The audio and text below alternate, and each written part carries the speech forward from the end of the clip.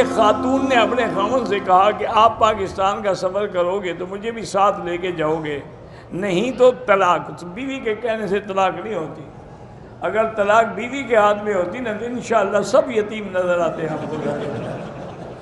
محرم الحرام میں 10-15 دیگیں تقسیم کرنا بالکل بدعت ہے۔ سارا سال حضرت حسین یاد نہیں آتے، تمہیں محرم میں یاد آتے ہیں۔ ادھر کہتے ہو کہ حضرت حسین کو پانی نہیں ملا اور تم دیگیں پکا کے کھلا رہے ہو، خود تو شرم کرو۔ تم اس دن روزہ رکھو، تم بھی پیاسے رہو اگر حسین کو مانتے ہو۔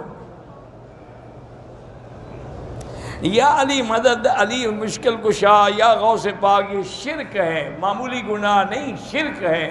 مشکل کشا اللہ کی ذات ہے۔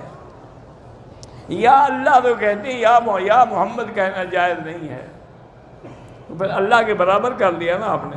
ادھر بھی حرف ندا، ادھر بھی حرف ندا، اور شرک کیا ہوتا ہے؟ جمعہ کے دن کپڑے دھونا منع ہے، کپڑے دھونا سنت ہے نہ کہ منع ہے۔ عجیب جاہل ہے، بھی حجامت کرے، کپڑے دھوئے، ناخن کاٹے تاکہ جمعہ کی تیاری کرے۔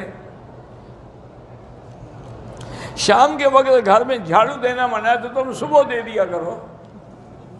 ویسے یہ جھاڑو دینے مسئلہ تم نے خود بنایا ہے، نہ دن میں منع ہے نہ رات میں منع ہے۔ دلہن کے گھر سے نکالتے وقت ڈولی میں برکت کے لیے قرآن مجید رکھا جاتا ہے، بالکل ناجائز ہے اور گناہ ہے، اور قرآن لعنت کر رہا ہوتا ہے، جس نے مجھے ساری زندگی نہیں پڑھا، شادی کے دن ساتھ کر رہے ہو۔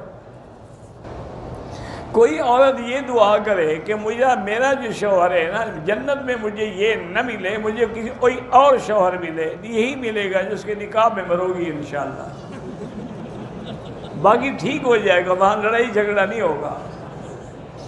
انجینئر مرزا کہتا ہے کہ سنت کے پڑھنے میں ثواب ہی نہیں ہے اور نہ پڑھنے میں گناہ نہیں ہے۔ ماشاءاللہ، انجینئر ہے نا بیچارہ، کو عالم تھوڑا ہے، اس نے تو بلڈنگ بنانی ہے، چاہے بنانے کے بعد فوراً چھت گر جائے۔ حضرت علی کے کتنے بچے تھے؟ تقریباً 18 بچے تھے۔